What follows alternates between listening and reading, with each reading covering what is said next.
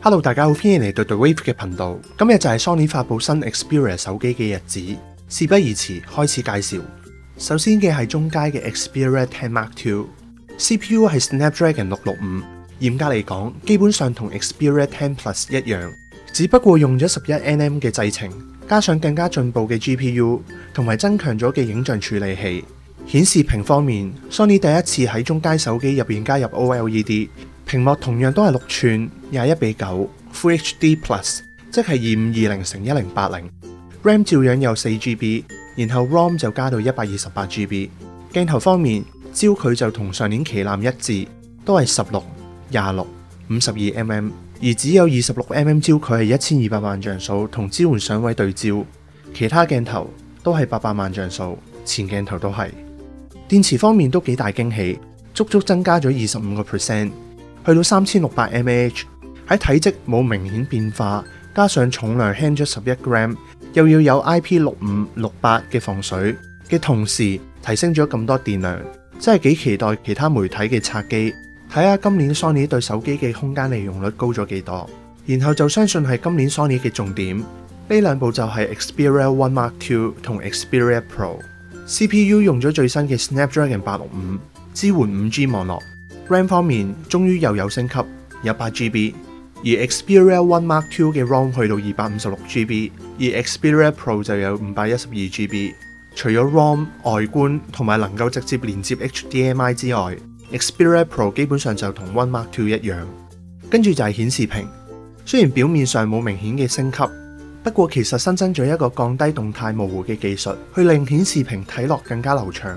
然後就係鏡頭，嚴格嚟講都係3鏡頭，有 16mm 超廣角、24mm 廣角同埋 70mm 長焦鏡頭。16mm 超廣角用咗1/2.55寸嘅 CMOS 光圈 f2.2， 支援 Dual Pixel 自動對焦，感覺上有啲似 Xperia One 嘅主鏡頭搬咗落去變超廣角，冇光學防手震。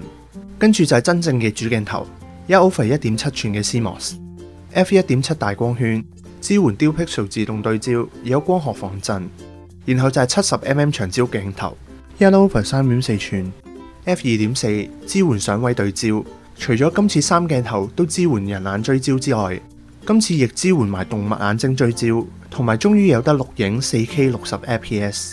除此之外，仲有蔡司鏡頭，亦有蔡司嘅圖層，希望可以減低逆光或者折射產生嘅耀光或者光斑。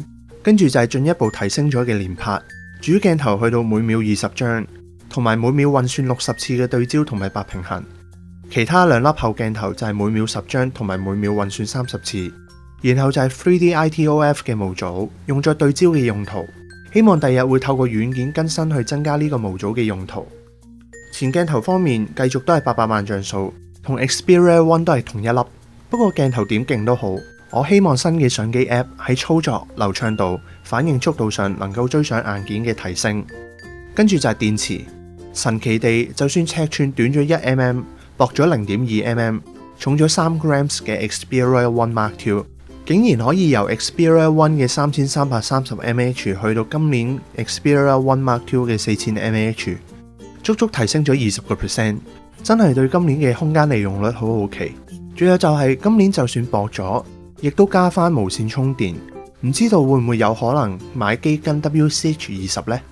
除此之外，仲有唔少額外嘢，包括 3.5mm 耳機接口嘅回歸，真正嘅雙前置喇叭，同樣支援杜比全景聲 Hi-Res Audio， 新嘅 DC Ultimate DCHX 嘅進化，由本身限制有線同埋電話入邊嘅音樂，去到依家無線耳機同埋串流音樂都可以升頻至24bit， 接近 Hi-Res 嘅音質。跟住就係360實景音效技術，根據 Sony 嘅講法，似乎加咗處理晶片去處理呢個技術，都幾期待。顏色方面繼續有只係得 Sony 做得靚嘅紫色，我應該會考慮嘅白色同埋黑色。好啦，有關呢幾部機嘅資訊，等我再了解多少少之後，再同大家分析一下買唔買好。至於 Xperia One Mark II， 有興趣但係又想睇定啲嘅朋友，可以留意住呢個頻道。最後，如果你中意呢條影片，就得閒留言撳個 like， 訂閱 The Wave 去睇到更加多嘅相關影片，同埋打開影片更新提示。我哋下次再見啦，拜拜。